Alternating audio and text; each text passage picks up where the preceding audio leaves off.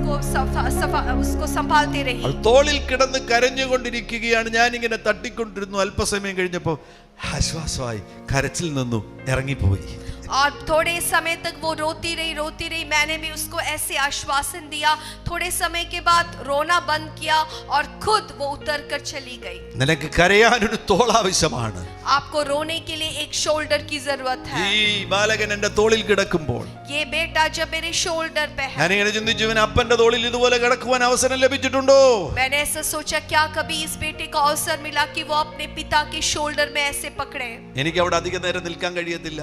मुझे वो जगह में बहुत रह नहीं सकता. എന്റെ ട്രെയിൻ പോകും. मेरा ट्रेन चला എനിക്ക് जाएगा. അവന്റെ അപ്പനാകുവാനും കഴിയത്തില്ല. मैं उस बेटे का पिता भी नहीं बन सकता. അതുകൊണ്ട് ഞാൻ പിടിവിടിപ്പിച്ചിട്ട് ഞാൻ അവിടെ നിന്ന് മാറിപ്പോയി. अब मैंने उसको धीरे से छोड़कर मैं वहां से चला गया. പിടിവിട്ടതിന് ശേഷം അവൻ മാറി നിൽക്കുമ്പോൾ എന്നെ നോക്കിക്കൊണ്ടിരുന്നു ഞാൻ നടന്നു പോകുന്ന സന്ദർഭത്തിൽ. और वो मुझे छोड़ा, लेकिन फिर भी वो लड़का मुझे ध्यान से देख रहा था. मैं वहां से चलते हुए. സ്നേഹം ലഭിക്കാതെ പോയിട്ടുണ്ടെങ്കിൽ ആന്തരിക മുറിവുകൾ നിന്റെ ഉള്ളിലുണ്ട്. अगर आपको जो प्यार नहीं मिला है, खालीपन है, ये दिखाता है कि आपके अंदर आंतरिक घाव है. രണ്ടാമത്തെ ഒരു കാരണം പേരൻസ് വിത്ത് ഫാമിലി പ്രോബ്ലംസ്. കുടുംബ വഴക്കുകളുടെ നടുവിൽ വളരുന്ന കുഞ്ഞുങ്ങളിൽ ആന്തരിക മുറിവുകൾ ഉണ്ടാകും. और दूसरा कारण है परिवारों में जो समस्या वाले परिवार. അങ്ങനെയുള്ള കുഞ്ഞുങ്ങൾ ഇൻസെക്യൂർ ആയി തീരും. അവർക്ക് സുരക്ഷിതത്വ ബോധം നഷ്ടപ്പെട്ടു പോകും. और ऐसे बच्चे सुरक्षित नहीं होते, उनके अंदर इनसिक्योरिटी होते हैं. നമ്മുടെ സുരക്ഷിതത്വം വളർന്നു വരുന്ന സന്ദർഭത്തിൽ 2 വയസ്സുള്ള സമയത്ത് ദൈവം എന്ന് പറഞ്ഞാൽ, യേശു എന്ന് പറഞ്ഞാൽ കുഞ്ഞിനൊന്നും മനസ്സിലാകത്തില്ല. ये बच्चा जब बढ़ता है, वो बच्चा 2 साल का जब होता है, उसको हम यीशु या परमेश्वर कुछ बोले तो उसको समझ में नहीं आएगा. അവരുടെ ദൈവം എന്ന് പറയുന്ന അവരുടെ അപ്പനും അമ്മയുമാകുന്നു. उनके लिए जो परमेश्वर है, यीशु है, वो उनके माता पिता है. അപ്പനും അമ്മയും തമ്മിൽ വഴക്കുണ്ടാക്കുകയാണെങ്കിൽ, जब माता पिता के बीच में झगड़ा होता ഈ है, കുഞ്ഞിന്റെ സുരക്ഷിതത്വം നഷ്ടപ്പെടുകയാണ്. ये बच्चा की सुरक्षा नष्ट हो रहा है. കുഞ്ഞിന്റെ ഉള്ളിൽ ആന്തരിക മുറിവുകൾ ഉണ്ടാകും. ये बच्चे के अंदर आंतरिक घाव हो सकते हैं. എത്ര കുടുംബങ്ങളിലാണ് ഇപ്പോൾ കുഞ്ഞുങ്ങളുടെ സാന്നിധ്യത്തിൽ ഭാര്യയും ഭർത്താവും തമ്മിൽ വഴക്കുണ്ടാക്കുന്നത്? कितने परिवारों में बच्चों के सामने पति पत्नी झगड़ा करते हैं. ശബ്ദം കേൾക്കുന്ന ആരെങ്കിലും അങ്ങനെയുള്ളവരാകുന്നുവെങ്കിൽ ഇന്ന് മാനസാന്തരപ്പെടണം. मेरे आवाज को सुनने वाले अगर कोई भी ऐसे हैं, आज आपको पश्चाताप करना है. ഇന്ന് കുടുംബ വഴക്കുകൾ കോടതികളിൽ എത്തിച്ചേരുകയാണ്. आज जो परिवार में जो समस्या, वो कोड़दियों में पहुंच रहा है. ചില വർഷങ്ങൾക്ക് മുന്നമേ ഞാനൊരു സംഭവം പത്രത്തിൽ വായിച്ചു. मैंने कुछ सालों के पहले इस प्रकार से एक समाचार पढ़ा. ഒരു ഭാര്യയും ഭർത്താവും തമ്മിൽ വഴക്കായി അവർ ഡിവോഴ്സായി. और एक पति पत्नी के बीच में झगड़ा हुआ और डिवोर्स हो गया. കുട്ടി അമ്മയുടെ കൂടെയാണ്. और ये बच्चा जो माँ के साथ है, അപ്പോൾ അപ്പൻ കേസ് കൊടുക്കുകയാണ്. तो पिताजी केस दे रहा है, കുട്ടിയെ എനിക്ക് വേണം. बच्चा को मुझे चाहिए. ആഴ്ചയിൽ ഒരു ദിവസമെങ്കിലും കുട്ടി എന്റെ കൂടെ നിൽക്കണം. हफ्ते में एक बार बच्चा मेरे साथ रुकना है. കേസ് കോടതിയിൽ നടക്കുന്ന സന്ദർഭത്തിൽ जब केस जब कोर्ट में हो रहा है, അവസാനം കോടതി വിധിക്കുകയാണ്. और लास्ट में ये कोर्ट में इस प्रकार से ये लो आता है, കുട്ടിയെ ഒരു ദിവസത്തേക്ക് അപ്പന് വിട്ടുകൊടുക്കുക, ആഴ്ചയിൽ ഒരു ദിവസം അപ്പന്റെ കൂടെ നിൽക്കണം. और बच्चे को एक दिन पिता के साथ रहने की अनुमति देना है. കോടതിയുടെ പുറത്ത് വല്യമ്മച്ചി ഇത് കേട്ടുകൊണ്ട് നിൽക്കുകയാണ്. ഈ കുട്ടിയുടെ അമ്മയുടെ അമ്മ കേട്ടുകൊണ്ട് നിൽക്കുകയാണ്. और उस कोर्ट के बाहर ये बच्चे के माँ ये सब सुन रही है. കുഞ്ഞിനെ നഷ്ടപ്പെടുമെന്ന് ചിന്ത വന്നപ്പോൾ, जब ये बच्चा नष्ट होगा करके उनका अंदर जब चिंता सोच आया, ഈ വല്യമ്മച്ചി അകത്തേക്ക് ഓടി വന്നിട്ട് കുട്ടിയെ കോടതിയിൽ നിന്ന് എടുത്തോണ്ട് ഓടാൻ തുടങ്ങി. और ये जो नानी है, वो कोर्ट के अंदर आकर ये बच्चे को लेकर दौड़ने लगी. അവർ കോടതി മുറി വിട്ട് പുറത്തു ചാടി, കോടതിയുടെ പരിസരം വിട്ട് റോഡിൽ ചാടി. और वो कोर्ट से वो भागकर रोड तक पहुंच गई. വനിതാ പോലീസുകാർ പുറകെ ഓടുകയാണ്. और उसके पीछे जो वुमेन पुलिस है, वो भाग रहे हैं. ജംഗ്ഷനിലിട്ട് വനിതാ പോലീസുകാർ ഈ സ്ത്രീയെ പിടിച്ചു. और उस जंक्शन में ये स्त्री को पुलिस ने पकड़ा. വനിതാ പോലീസുകാർ കുഞ്ഞിനെ വലിക്കുകയാണ്. और पुलिस वो बच्चे को ऐसे खींच रही है. കൊച്ചിനെ വിട്ടതാ, കൊച്ചിനെ വിട്ടതാ. बच्चे को वापस दो. ഇതെല്ലാം പിറ്റേ ദിവസം പത്രത്തിൽ വാർത്തയാകുന്നു. और उसके अगले दिन ये समाचार बन गया. എല്ലാ ടിവി ചാനലിലും വാർത്തയാകുന്നു. और इसको टीवी चैनल में दे रहे हैं. ഈ കുട്ടിയുടെ അകത്തുണ്ടാകുന്ന ആന്തരിക മുറിവിനെ കുറിച്ച് നിങ്ങൾക്ക് ചിന്തയുണ്ടോ? क्या आप समझते हैं, आप सोचते हैं वो बच्चे के अंदर कितना आंतरिक घाव हुआ है। അതാർക്കെങ്കിലും സൗഖ്യമാക്കാൻ കഴിയുമോ? कोई क्या उसको चंगाई दे सकता ആ है? വല്യമ്മച്ചിക്ക് സൗഖ്യമാക്കാൻ കഴിയുമോ? क्या वो नानी वो चंगाई दे सकता है? കോടതിക്ക് സൗഖ്യമാക്കാൻ ഒക്കുമോ? क्या कोर्ट उसको चंगाई दे सकता है? പത്രക്കാർക്ക് സൗഖ്യമാക്കാൻ ഒക്കുമോ? कोई अखबारों को वो चंगाई दे सकता है? ഇനി വരാൻ പോകുന്ന സമൂഹത്തിൽ ഉള്ളവർ ഏറ്റവും വലിയൊരു പ്രതിസന്ധിയെ നേരിടുവാൻ പോകുകയാണ്. आने वाले जो समूह है वो सबसे बड़ी एक कष्ट को सामना करने जा रहा है। ഇത്തരത്തിൽ ആന്തരിക മുറിവുകളുള്ള ലക്ഷക്കണക്കിന് ആളുകളാണ് വളർന്നു വരുവാൻ പോകുന്നത്. ऐसे आंतरिक घाव वाले हजार हजार लोग, लाखों लाखों लोग उठ रहे हैं। നമ്മുടെ സമൂഹം തന്നെ മുറിവുള്ള സമൂഹമായി മാറുവാൻ പോകുന്നു. हमारे समाज ही घाव से भरा हुआ एक समाज बन गया है। കുടുംബ വഴക്കുകളിൽ നിന്ന് പുറത്തു വരിക. पारिवारिक समस्याओं से, झगड़ा से बाहर निकलो। കുട്ടികൾ കാണുക, വഴക്കുണ്ടാക്കരുത്. बच्चों के सामने कभी झगड़ा नहीं करना है। എല്ലാ പ്രശ്നങ്ങളും പ്രാർത്ഥനയിൽ പരിഹരിക്കുക. आपका जो भी समस्या है प्रार्थना करे, उसका सफल को उससे बाहर आए। ഞാൻ ചിലപ്പോഴൊക്കെ ഇങ്ങനെ പറയാറുണ്ട്, ഇനി നിങ്ങൾക്ക് രണ്ടുപേർക്കും തമ്മിൽ വഴക്കുണ്ടാക്കാതെ ജീവിക്കാൻ ഒക്കത്തില്ല എന്നുണ്ടെങ്കിൽ ഒരു കാര്യം ചെയ്യണം, ആഴ്ചയിൽ ഒരു ദിവസം വഴക്കിന് വേണ്ടി നിങ്ങൾ മാറ്റി വെക്കണം. और मैं लोगों से कहता हूँ, आपको लगता है आपके पारिवारिक जीवन में झगड़ा करे बिना आप आगे नहीं जा सकते, तो हफ्ते में एक दिन झगड़ा के लिए अलग रख दे। ബുധനാഴ്ച രാത്രി 7 മണി മുതൽ 8 മണി, അല്ലെങ്കിൽ ബുധനാഴ്ച വൈകുന്നേരം 4 മണി മുതൽ 5 മണി വരെ നമുക്ക് വഴക്കുണ്ടാക്കാം. तो इस प्रकार से बोले कि बुधवार हर 4 बजे से 5 बजे तक हम झगड़ा करेंगे। ആ സമയത്ത് കുട്ടികളെ വിളിച്ചിട്ട് പറയണം, പന്ത് കൊടുത്തിട്ട് പറയണം, നിങ്ങൾ പോയി കണ്ട അപ്പുറത്ത് ഗ്രൗണ്ടിൽ പോയി കളിച്ചോളാൻ പറയണം. और बच्चों को उस समय बुलाना और उनको बॉल देना, बोलना कि आप जाकर फुटबॉल खेलो। അവരെ കളിക്കാൻ വിട്ടിട്ട് आप उनको खेलने छोड़ो വീട്ടിലൊരു വർഷിപ്പ് സോങ് വോളിയം കൂട്ടിയിട്ടിട്ട് और आपके घर में एक अच्छा वर्शिप सॉन्ग बहुत जोरदार आवाज में डालो। മുറിക്കകത്ത് കയറിയിട്ട് आप कमरे में അങ്ങ് घुसो, വഴക്കുണ്ടാക്കണം. एकदम झगड़ा ഒരു करना, മണിക്കൂർ അങ്ങ് വഴക്കുണ്ടാക്കണം. 1 घंटा झगड़ा करना എന്നിട്ട് ചിരിച്ചോണ്ട് ഇറങ്ങി വരണം. और हंस के बाहर निकलना। എന്തായാലും നിങ്ങളുടെ ജീവിതം പോയി. क्योंकि आपका जीवन तो चला गया। നാട്ടുകാരെ എന്തിനാണ് ശല്യപ്പെടുത്തുന്നത്? आप क्यों पड़ोसियों को तकलीफ देते ആ हैं? കുട്ടികളുടെ ഭാവി എന്തിനാ കളയുന്നത്? आप अपने बच्चों के भविष्य को क्यों फेंकते हैं? തലമുറകളെ ഓർത്തെങ്കിലും വഴക്ക് നിർത്ത്.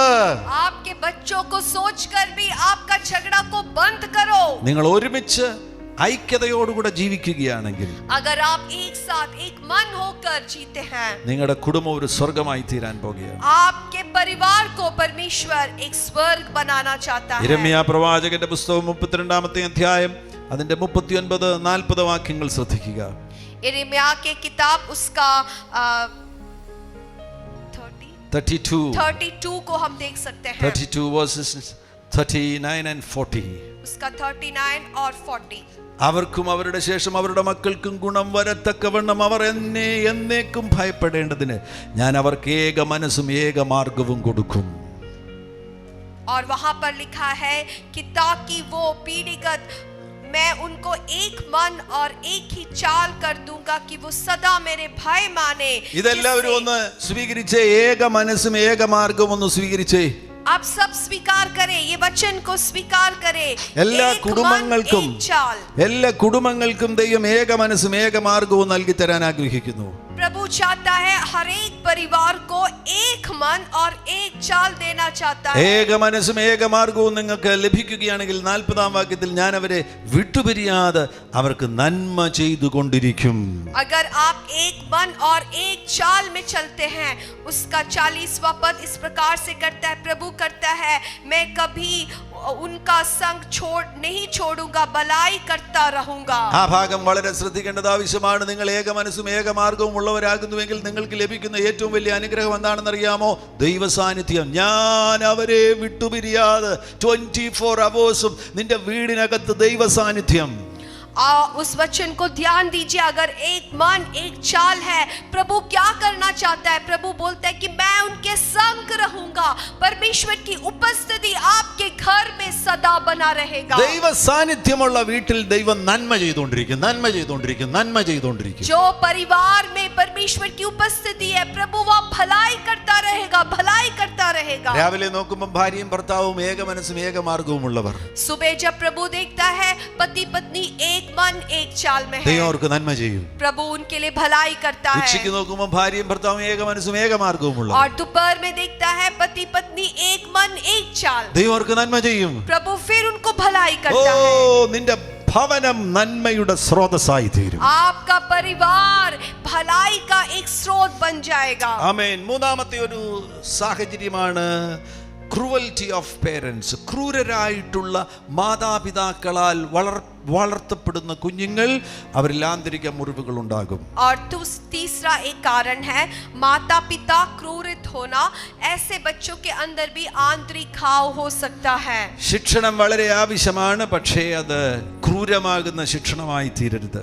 बच्चों को शिक्षा देना है लेकिन वो क्रूरता से नहीं होना है। ഇന്ന് പടിഞ്ഞാറൻ രാജ്യങ്ങളുടെ അവസ്ഥ വല്ലാതെ ആയിരിക്കുകയാണ്. आज वेस्टर्न नेशंस को देखेंगे तो वहां पर बहुत ही खराब अवस्था है। അവിടെ മാതാപിതാക്കൾക്കൊന്നും മക്കളെ ശിക്ഷിക്കാനേ കഴിയത്തില്ല. वहां पे माता पिता बच्चों को शिक्षण दे ही नहीं सकते। അപ്പോൾ തന്നെ 100 എന്ന് ഫോണിൽ വിളിച്ചാൽ മതി, പോലീസ് വീട്ടിൽ വരും, അപ്പനെ അമ്മയെ അറസ്റ്റ് ചെയ്തുകൊണ്ട് പോകും. अगर वहां पे माता पिता शिक्षण देते हैं, बच्चे अगर 100 नंबर में पुलिस को बुलाते, पुलिस आकर उसी समय माता पिता को गिरफ्तार कर देंगे। അവിടുത്തെ സാഹചര്യം വളരെ വ്യത്യസ്തമാണ്. वहां की परिस्थिति बहुत अलग है। ഇപ്പം ഭാര്യയും ഭർത്താവും തമ്മിലും എന്തെങ്കിലും പ്രശ്നം ഉണ്ടായി കഴിഞ്ഞാൽ ഭാര്യ ഫോൺ ചെയ്താൽ മതി, ഭർത്താവിനെ അറസ്റ്റ് ചെയ്തുകൊണ്ട് പോകും. और वहां पे पति पत्नी के बीच में भी जब झगड़ा होता है, पत्नी फोन करने से काफी है, पति को अरेस्ट कर लेगा। അറസ്റ്റിലായ അപ്പനോട് ചോദിക്കുക, എന്തിനാ അറസ്റ്റിലായത്? जब पिता से पूछता है आपको क्यों अरेस्ट किया गया, അപ്പൻ പറയും, ഇന്ന് വൈകുന്നേരം മോനെ ഞാൻ ഒരു വടി കൊണ്ട് അടിച്ചു. तो पिता बोलेगा कि आज शाम मेरे बेटे को मैंने एक छोटा स्टिक से मारा। ഈ പഠനങ്ങൾ ആ രാജ്യത്തിലുള്ളവർക്ക് പ്രസക്തമല്ല. तो ये जो यहाँ पढ़ा रहे हैं, हम उस राज्य में जाकर पढ़ाएंगे तो वो ले नहीं सकते। ഇന്ത്യയിൽ ഇന്നും മാതാപിതാക്കൾക്ക് മക്കളെ ശിക്ഷിക്കുവാൻ അനുവാദമുള്ളതിനെ ഓർത്ത് ഞാൻ ദൈവത്തെ സ്തുതിക്കുകയാണ്. हमारे भारत में आज भी माता पिता अपने बच्चों को शिक्षण दे सकते हैं, इसके लिए मैं प्रभु का धन्यवाद देता हूँ। കാരണം ബൈബിൾ പറയുന്നു ശിക്ഷണം കൊടുത്തു കുഞ്ഞുങ്ങളെ വളർത്തണമെന്ന്. क्योंकि बाइबल कहता है कि बच्चों को शिक्षण देकर अनुशासन में उनको बढ़ाना है। സദൃശവാക്യം 23-ാമത്തെ അധ്യായം 13-ാമത്തെ വാക്യം. नीति वचन उसका 23 उसका 13। സദൃശവാക്യങ്ങൾ 23 അതിന്റെ 13-ാമത്തെ വാക്യം. ബാലന് ശിക്ഷ കൊടുക്കാതിരിക്കരുത്, വടികൊണ്ട് അടിച്ചാൽ അവൻ ചത്തുപോകയില്ല. नीति वचन उसका 23 उसका 13 पद। लड़के को ताड़ना ना छोड़ना, क्योंकि यदि तू उसको छड़ी से मारे तो वो ना मरेगा। വളരെ വ്യക്തമാകുന്നുവല്ലോ. ബൈബിൾ പറയുന്നത് കുഞ്ഞുങ്ങൾക്ക് ശിക്ഷണം കൊടുക്കണം, ശിക്ഷണത്തോടുകൂടി അവരെ വളർത്തണം. तो बाइबल साफ तरीके से कहता है कि बच्चों को अनुशासन में बड़ा करना है, എന്നാൽ ക്രൂരമായി ശിക്ഷിക്കരുത്. लेकिन क्रूरता से नहीं।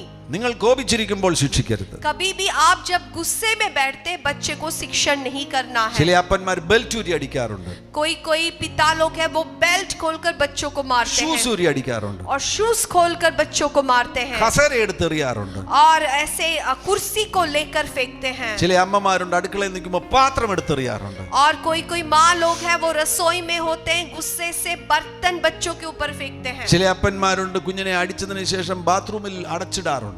और कुछ पिता लोग हैं वो बच्चे को मारकर बाथरूम के अंदर लॉक कर देते हैं। അങ്ങനെ ഒരിക്കലും ശിക്ഷിക്കരുത്. कभी ऐसा नहीं करना। ചിലർ കമ്പി വഴിപ്പിച്ച് തുടക്കി വെക്കും. और कुछ लोग हैं जो लोहे को गरम कर कर बच्चे के पैर में रखता है। അങ്ങനെ ശിക്ഷിക്കരുത്. ऐसा कभी नहीं करना। മരത്തെ കെട്ടിയിട്ട് അടിക്കുന്നവരുണ്ടായിരുന്നു. कोई पहले ऐसे हमने सुना है कि बच्चों को ऐसे पेड़ों पर बांध कर मारते हैं। അരുത് അരുത് അരുത്. ऐसा कभी नहीं करना। അങ്ങനെ ശിക്ഷിക്കുകയാണെങ്കിൽ अगर आप ऐसे करते हैं അത് കുട്ടിയുടെ പ്രാണന് കേടുവരുത്തുന്നതാണ്. वो बच्चे के मन में आंतरिक जगहों में चोट पहुंचाता है।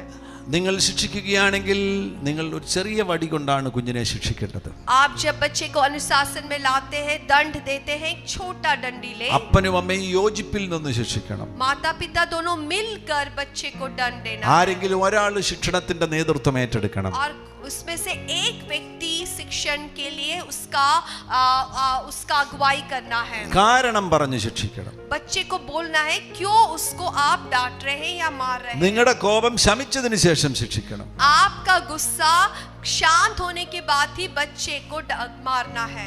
വടി എടുത്തിട്ട് പറയണം ഇന്ന കാരണം കൊണ്ട് ഞാൻ നിനക്ക് 2 അടി തരികയാണ്. तो बच्चे से कहना है इस कारण से तुमने ऐसा किया इसलिए 2 डंडी में दूंगा. 2 അടി എന്ന് പറഞ്ഞു കഴിഞ്ഞാൽ 2 അടി തന്നെ കൊടുക്കണം, 3 അടി കൊടുക്കരുത്, 1 അടിയും കൊടുക്കരുത്. और अगर आपने बोला कि मैं तुम्हें 2 पिटाई दूंगा तो 2 ही देना, 1 भी नहीं देना, 3 भी नहीं देना. ആ നിലയിൽ ആരോഗ്യപരമായി ശിക്ഷിക്കണം. इस रीति से बच्चों को स्वास्थ्य रीति से दंड दे. 5 വയസ്സ് വരെ അടിക്കരുത്. 5 साल तक बच्चों को नहीं मारना ഇത് है. വളരെ ശ്രദ്ധിക്കേണ്ട കാര്യമാണ്. ये भी ध्यान दीजिए. ആ സമയത്ത് കുട്ടിയുടെ അറ്റൻഷൻ മാറ്റിയാൽ മതി. वो समय बच्चे के ध्यान को आप हटाने की कोशिश करें. ഇന്നത്തെ സാഹചര്യങ്ങളെല്ലാം ഈ കുഞ്ഞുങ്ങൾ മൊബൈൽ ഫോണിന്റെ പുറത്താ ജനിച്ചു വീഴുന്നത്. आज के जो परिस्थिति में जो बच्चा जन्म होता है वो मोबाइल फोन के ऊपर गिरता है. ഞാൻ അതുകൊണ്ട് ഈ കാര്യങ്ങൾ പറയുന്നതൊക്കെ എത്രത്തോളം പ്രസക്തമാണ് എന്ന് എനിക്കറിയില്ല. इसलिए मैं जो सिखाता हूँ कितना वो आप ले सकते हैं मैं नहीं जानता. ഇപ്പോൾ പറയുന്ന കാര്യങ്ങളൊക്കെ 10-15 വർഷം മുൻപ് വരെയും വളരെ പ്രായോഗികമായിരുന്നു. जो मैं अभी कहता हूँ वो कुछ 10-15 साल सबके लिए उपयोगी था. ഇന്നത്തെ സാഹചര്യത്തെ കുറിച്ച് ഇനിയും ഗവേഷണം നടത്തി പുതിയ കാര്യങ്ങൾ ചേർത്ത് വെച്ച് പഠിപ്പിക്കേണ്ടതായിട്ടുണ്ട്. लेकिन आज की परिस्थिति में ये जरूरी है कि मैं और बातों को सीखूं ताकि इस पीढ़ी के लिए जो लाभदायक है उस बात को मैं बताऊं. ഞങ്ങൾ മനസ്സിലാക്കിയതിന്റെ അടിസ്ഥാനത്തിൽ 5 വയസ്സ് വരെ വടി കൊണ്ട് അടിക്കേണ്ട കാര്യമില്ല. जैसे हमने समझा है हमें लगता है कि 5 साल तक बच्चे को डंडी से मारने की जरूरत नहीं है. കുട്ടിക്ക് സ്നേഹം കൊടുക്കുകയും बच्चे को प्यार दीजिए. കുട്ടി തെറ്റ് ചെയ്യുന്ന സന്ദർഭത്തിൽ അറ്റൻഷൻ മാറ്റുകയും ചെയ്യുകയാണെങ്കിൽ और बच्चा जब कुछ गलती करता है उसका ध्यान को आप अलग बातों में बदलो. അടി കൂടാതെ 5 വയസ്സ് വരെ നമുക്ക് പോകാം. और 5 साल तक बिना लाठी का हम आगे जा सकते हैं. അതിനുശേഷം വടി കൊണ്ട് അടിച്ചു തുടങ്ങുക. उसके बाद 5 साल के बाद वो जब गलती करता है उसको मारना है. എന്നാൽ 13 വയസ്സാകുമ്പോൾ അടി നിർത്തിക്കോണം. लेकिन जब वो 13 साल का हो जाता है आपका मारना भी रोक देना है. 13 എന്ന് പറയുമ്പോഴേക്കും जब 13 बोलते हैं, ടീനേജിലേക്ക് പ്രവേശിക്കുമ്പോൾ जब वो टीनेज में प्रवेश करता है ശരീരത്തിൽ പല ഹോർമോൺസ് ചേഞ്ചും നടക്കുന്നതിനാൽ उसके शरीर में बहुत हार्मोन चेंजेस होता है. പിന്നെ അടിച്ചിട്ട് പ്രയോജനമില്ല. उसको फिर मारने से कोई फायदा नहीं. 13 വയസ്സ് വരെ 13 വയസ്സിന് ശേഷം കുട്ടി മാതാപിതാക്കൾക്ക് വിരോധമായ അല്പം റിബല്യസ് ആകുവാൻ സാധ്യതയുണ്ട്. അത് സാധാരണമാണ്. ആ ഫിസിക്കൽ ചേഞ്ചസ് കൊണ്ട് സംഭവിക്കുന്ന കാര്യമാണ്. और 13 साल के बाद ये बहुत ही साधारण है कि बच्चा जो है माता पिता से गुस्सा करे या विरोध करे क्योंकि उसके शरीर में भी बहुत चेंजेस होता है. तो ये संभावना है. അതുകൊണ്ട് 13 വയസ്സിന് ശേഷം ചെയ്യേണ്ട കാര്യം പ്രാർത്ഥിക്കുക എന്നതാണ്. इसलिए 13 साल के बाद वो बच्चे के लिए प्रार्थना करना काफी है. മാതാപിതാക്കൾ കുഞ്ഞിന്റെ നന്മയ്ക്ക് വേണ്ടി പ്രാർത്ഥിക്കണം. माता पिता दोनों मिलकर बच्चे की भलाई के लिए प्रार्थना करना है. ആമേൻ. മറ്റൊരു സാഹചര്യം ഡെത്ത് ഓഫ് പേരൻസ്. और एक अवस्था है जहां पर माता पिता के मृत्यु हो जाते हैं. അപ്പന്റെയോ അമ്മയുടെയോ മരണം മൂലം 0 മുതൽ 7 വയസ്സ് വരെയുള്ള ആ സമയത്ത് അപ്പന്റെയോ അമ്മയുടെയോ മരണം മൂലം കുട്ടിക്ക് സ്നേഹം ലഭിക്കാതെ വരുന്ന സാഹചര്യങ്ങൾ. और माता पिता के देहांत मूलम उनका प्यार नहीं मिलना.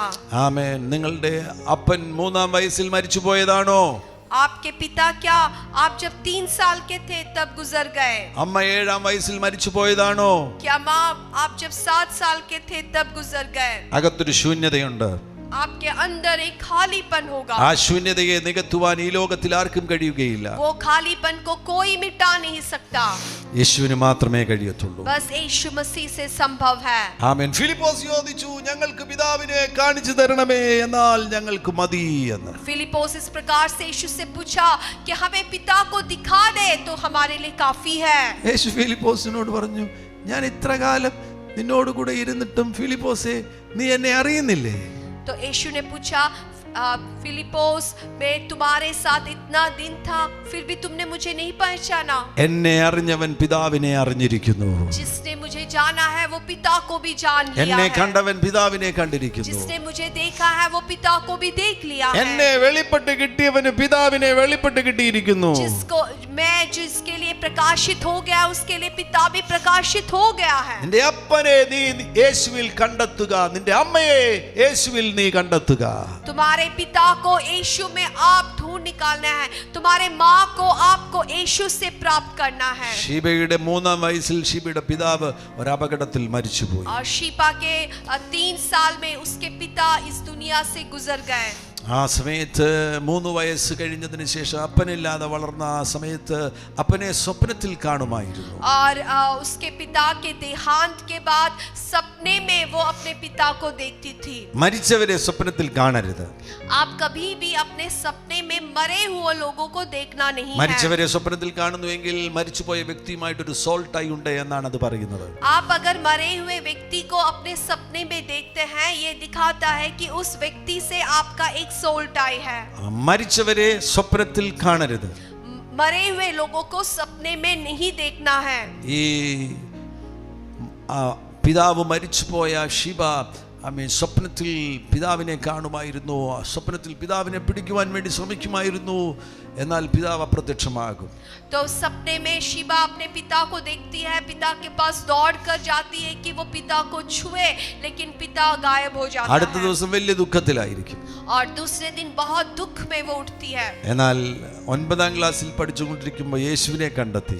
लेकिन वो जब 9वीं कक्षा में पढ़ती थी उसने यीशु से मिला। യേശുവിനെ ലഭിച്ചപ്പോൾ മനസ്സിലായി, जब उसे यीशु प्राप्त हुआ तब उसे समझ में आया, എൻ്റെ പിതാവ് യേശുവാകുന്നു, मेरा पिता यीशु है, എൻ്റെ അപ്പൻ യേശുവാകുന്നു. मेरा पिता यीशु है। യേശുവിൽ അപ്പനെ കണ്ടെത്തിയത് കൊണ്ടാണ് ഇന്ന് നിങ്ങളുടെ നടുവിൽ ഞങ്ങൾ ശുശ്രൂഷിക്കുന്നത്. और उसने यीशु को अपने पिता के रूप में पाया, इसलिए आज आपके सामने खड़े हैं और सेवकाई कर रहे हैं। ഈ ശബ്ദം കേൾക്കുന്ന ആരുടെയെങ്കിലും മാതാപിതാക്കൾ 0 മുതൽ 7 വയസ്സ് വരെയുള്ള സമയത്ത് ഈ ലോകത്തിൽ നിന്ന് മാറ്റപ്പെട്ടത് മൂലം ആന്തരിക മുറിവുകൾ അനുഭവിക്കുന്നവരാകുന്നുവെങ്കിൽ ഇപ്പോൾ യേശുവിൻ നാമത്തിൽ സൗഖ്യമാകുക.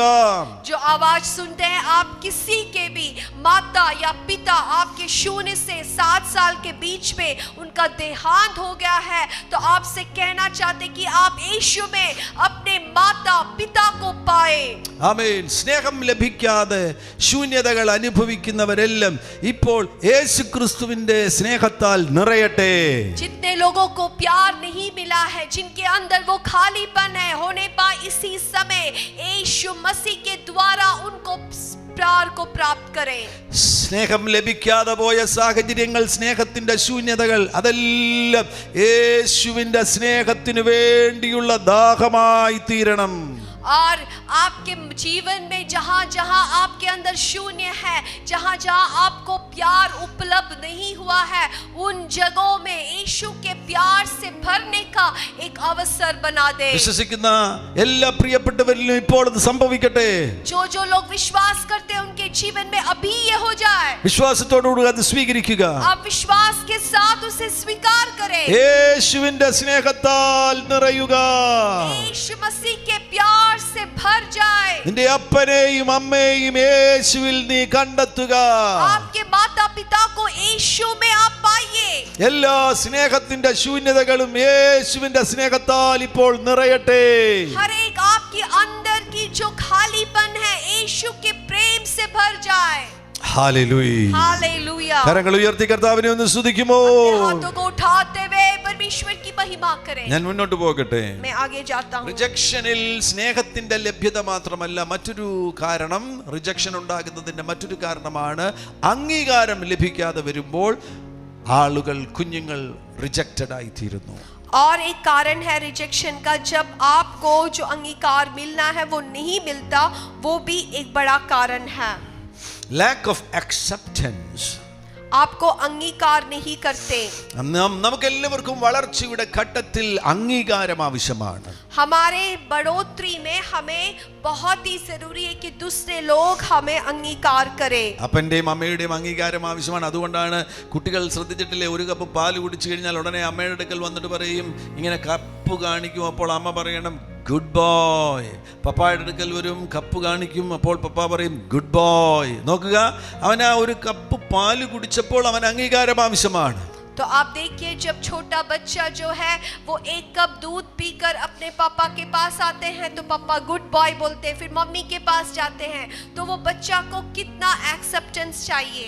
ഇന്നലെ രാത്രിയിൽ ഞങ്ങൾ ഡിന്നർ കഴിക്കുവാൻ വേണ്ടി കർത്താവിന്റെ ദാസൻ ഹറാൾഡ് ജോയുടെ ഭവനത്തിൽ കടന്നുപോയപ്പോൾ ഹറാൾഡ് ജോയുടെ ഇളയ മകൻ അവനുണ്ടാക്കിയ ക്രാഫ്റ്റ് ഐറ്റംസ് എല്ലാം എടുത്ത് ഞങ്ങളെ കാണിക്കുകയാണ്. और कल रात हम हराल जॉय ब्रदर के घर में डिनर के लिए गए तो वहाँ के जो छोटा बेटा है वो जो बनाया क्राफ्ट आइटम्स को हम सबको दिखा रहे हैं। ഞങ്ങളെ കാണിക്കേണ്ട കാര്യം എന്താണ്? हमें दिखाने की क्या जरूरत है? അംഗീകാരം അവൻ ആഗ്രഹിക്കുന്നു. क्योंकि वो बच्चा भी एक्सेप्टेंस चाहता है। അവനുണ്ടാക്കിയ തോക്ക് കാണിക്കുകയാണ്. वो दिखा रहा है किस प्रकार से उसने वो बंदूक बनाया। ഞങ്ങൾ പറയുന്നു oh yes good good good. तो हम कह रहे हैं हाँ बहुत अच्छा बहुत अच्छा। അവനുണ്ടാക്കിയ ടാങ്ക് കാണിക്കുകയാണ്. तो उसने जो टैंकर बनाया वो दिखा रहा है। ഞങ്ങൾ പറഞ്ഞു എക്സലന്റ് എക്സലന്റ്. तो हमने उनको एक्सीलेंट बोला। എക്സലന്റ് बोला എക്സലന്റ് बोला. ഓരോ ഐറ്റംസും അവൻ കാണിക്കുകയാണ്. एक एक बात वो हमें दिखा रहा है। ഞങ്ങൾ എല്ലാത്തിനും എക്സലന്റ് എക്സലന്റ് എന്ന് പറഞ്ഞു. तो हमने कहा कि बहुत अच्छा एक्सीलेंट। ആ കുട്ടികളുടെ വളർച്ചയുടെ ഭാഗമാണ്. അവർക്ക് അംഗീകാരം ലഭിച്ചെങ്കിൽ മാത്രമേ